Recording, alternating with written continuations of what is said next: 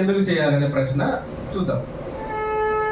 ప్రార్థన అనేది మీరు ఆలోచిస్తే మీరు ఎవరితో మాట్లాడుతున్నారు? ఎవరైనా మీతో మాట్లాడుకోరా? మీతో మాట్లాడుకోరా? సంభాషణ ఉండదా? ఉంటది కదా. అంటే ఇప్పుడు దేవుడితో ఏం చేస్తున్నావు నువ్వు? ఇప్పుడు దేవుడితో సంపాదించాలి, మాట్లాడాలన్నప్పుడు ఏమితో మాట్లాడమంటారా? ఇంట్లో అయితే అలా అంటారా? ఇప్పుడు మీ తండ్రికి తెలుసు కదా నీకేమి ఇవ్వాలో. అడుక్కుంటున్నారా?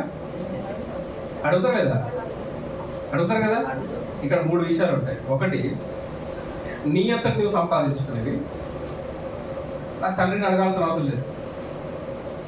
ఇంట్లో ఉంటాయి, నీళ్ళు తాగాలి, నీళ్ళు తాగుతావా?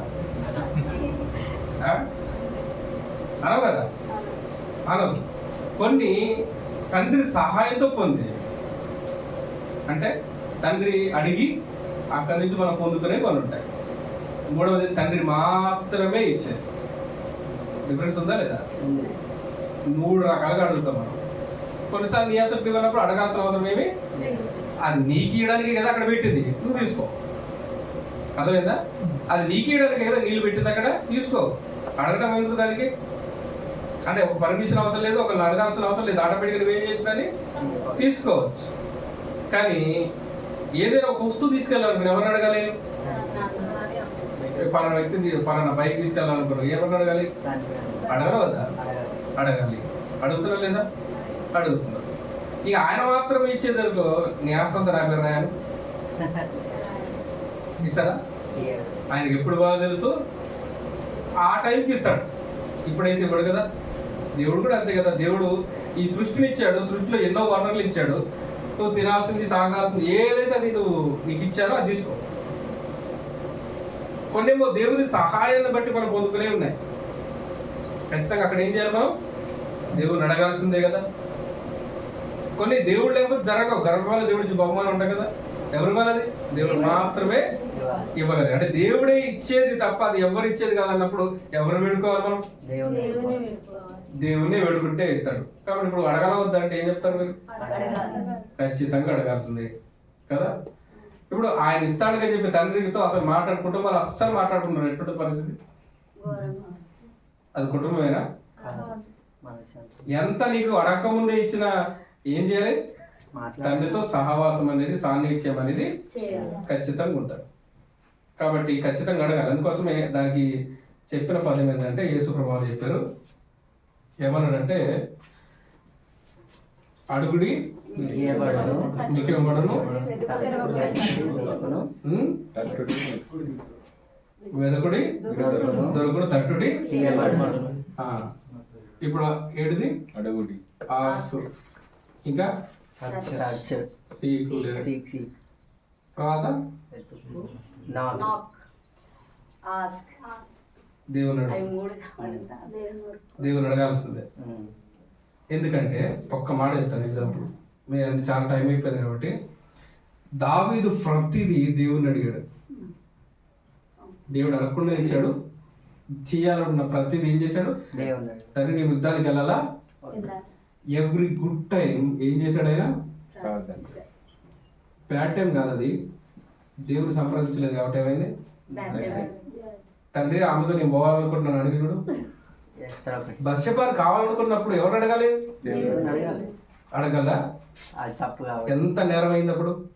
సో నువ్వు దేవుడిని అడుగుతున్నప్పుడు ఏం అడగాలో తెలుస్తుంది, ఏ విధంగా అడగాలో తెలుస్తుంది. అది మంచిదో చెడ్డదో అడుగు తెలుస్తుంది. ఫలితం నువ్వు ధైర్యంగా దేవుడిని అడుగుతున్నప్పుడు అందులో ఏముండదు, దోషం అనేది ఉండదు. అందుకే అన్నాడు, ఏమనంటే నీకు రాజ్యసింహాసనం ఇచ్చి ఇదంతా ఇచ్చి అడుగుంటే నీ ఇచ్చేవాడిని అన్నాడు. కానీ అడిగంటే ఆయన అన్నాడు అని ఇస్తాడంటే అట్లా కాదు, అడగాలి. అడుగుతున్నప్పుడు ఏమవుతుంది? ఇది నన్ను అడగకూడదని తెలుస్తుంది ఆయన కదా. పౌలు గారు వాళ్ళు ఏమన్నారంటే, నేను అన్యుల కోసం, ఎవరైతే యూదులు ఉన్నారో వాళ్ళ కోసం నేను క్రీస్తుకు దూరం అవుతా అన్నాడు. క్రీస్తు దగ్గరకు వస్తే దూరం అవుతాడా? అంతటి ప్రేమ ఉంది మీ మీద అని చెప్తున్నాడు. అంతే తప్ప వాళ్ళు వస్తే ఇప్పుడు పౌలు గారు క్రీస్తుకు దూరం అవుతాడా? అదేలాగో ఇది కూడా అలాగే. అడిగి తీస్తా అంటే నన్ను అడుగుంటే అసలు ఇది అడిగేదా కాదని ఇది తెలిసి ఉండేది. కానీ అడగలేదంటే అర్థం ఏంటి? ఇది దేవుడు ఇవ్వనిది నీకు కావాలనుకున్నాను, దేవుడు ఆశించేది నీకు కావాలి, అందుకే తప్పు జరిగింది. అడిగేవాడు పాపం చేయడు, జ్ఞానవంతుడు పాపం చేస్తాడు, కానీ దేవుణ్ణి అడిగే ఎవ్వడు ఏం చేయడు. ప్రార్థన చేయకపోతే ఏం చేస్తారంటే మీరు 100 times నువ్వు దేవుణ్ణి అడుగుతున్నావంటే ఆయనకు ఏమడుగుతున్నావు ఆ విషయంలో నువ్వు దేవుని దగ్గర మొరపెట్టు. తండ్రి నేను వ్యభిచారం చేయాలనుకున్నాడు, అడగలేవు కదా. అడగటం వల్ల ఏం చేస్తావు, నువ్వు పరిశుద్ధుడు కూడా అవుతావు, అవునా. ఇక చాలా ఉన్నాయి, అందులో కొన్ని విషయాలు చెప్తాను. ఇందులో మెయిన్ పాయింట్స్ మనము అడగక ముందుగా. రెండోది రిలేషన్, దేవుడితో సహవాసం వద్దాం. మనకి సహవాసం కావాలంటే ఏం చేయాలి, దేవుని ఖచ్చితంగా మాట్లాడాలి. అడగటమేనా అసలు ప్రార్థన అంటే? అడగటమేనా? మీకు అర్థమవుతుంది కమ్యూనికేషన్ అంటే నోరు తెలిసి అడగటమేనా ప్రార్థన అంటే? కాదు కదా. దేవుడితో మాట్లాడటం, దేవుడితో నువ్వు మాట్లాడగలిగే సమయం ఉన్నప్పుడు నీకు లోక చెడు ఆలోచనలు కానీ సహవాసాలు కానీ నీకు అవి ఏముంటాయి. దేవుడితో సహవాసాలు ఉన్నాడు, ఎవరితో ఉన్నాడు? అవును కదా. పాపంతో జోలి ఉండదు కదా. ఆ సహవాసం కోల్పోతేనే ఏం జరుగుతుంది, పాపం ప్రవేశిస్తుంది. ఇది మొదటిది. తర్వాత ఇక్కడ ఇంకో మాట చూపిస్తాను. ఏంటంటే ఇప్పుడు లోకాసు వార్తలో ఒక మాట ఉంటుంది. ఏమంటాడంటే ఏదైనా మీరు అడుగుతున్నప్పుడు విసుగగా అడగమన్నాడు. అంటే ఖచ్చితంగా కొన్ని ఏం చేస్తాడు దేవుడు, మనం అడిగితేనే ఇస్తాడు. ఎందుకంటే ఇస్తా అని ఆయన అనొచ్చు, కానీ ఎప్పుడు ఇస్తాడు ఎవరు తెలుసు, తెలియదు కదా. దేవుడు ఇస్తాడు నమ్మగలం, కానీ ఎప్పుడు ఇస్తాడంటే ఏం చెప్తాం, ఇస్తాను మాట ఇస్తాడు, టైం కూడా ఇస్తాడు నీకు. ఇవ్వడానికి ఏం చేయాలి, మనం చేస్తూ ఉంటాం. అడిగే విషయంలో, మాట్లాడే విషయంలో, ఇంకేదైనా కావచ్చు. మరి యేసుక్రీస్తు ఎందుకు చేయాలి ప్రార్థన? ఆయన చేశాడు లేదా ప్రార్థన? నిత్యం చేశాడు కదా. ఎందుకు చేశాడు? ఎందుకు చేశాడు?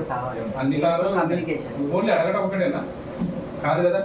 ఎవరు అడగడం ఒకటే మాత్రమే కాదు. యేసుప్రభువు 11వ అధ్యాయంలో తండ్రి నువ్వు నా మరణించున్నావని వీళ్ళు తెలుసుకున్నట్టు నేను ప్రార్థిస్తాను అంటే ఇతరులకు కూడా తెలియాలి కదా. ఉదాహరణకి నేను ప్రార్థించినట్టే మీకు కనపడలేదు అనుకోండి, మీరు ప్రార్థిస్తారా? అని ప్రార్థన చేయాల్సిన అవసరం లేదు, ఫీలింగ్ వస్తుంది కదా. అంటే ఇక్కడ ఏమర్థమవుతుంది, ఏదైతే ఇక్కడ యేసుప్రభువు వారు చేస్తున్నారో దాన్ని బట్టి మనం కూడా చేయడానికి అవకాశం ఉంది. ఇతరులు తెలుసుకోవడానికి కూడా ఏం చేస్తున్నాడు ఆయన అక్కడ, తండ్రికి ప్రార్థిస్తే జరిగినట్టుగా అక్కడ దేవునికి ప్రార్థన చేస్తున్నాడు. కాబట్టి మన కొరకు ఎవరైనా ప్రార్థిస్తున్నట్టు అది వాళ్ళకి వాళ్ళు చేసుకున్నారు అనుకోండి, ధైర్యం వస్తుంది. మరి మన కొరకు ఒక చేస్తున్నారు అన్నప్పుడు ఒక బలం అనేది కలుగుతుంది. ఇతరుల కొరకు మనం ఏం చేయమన్నాడు, ప్రార్థన చేయమన్నాడు.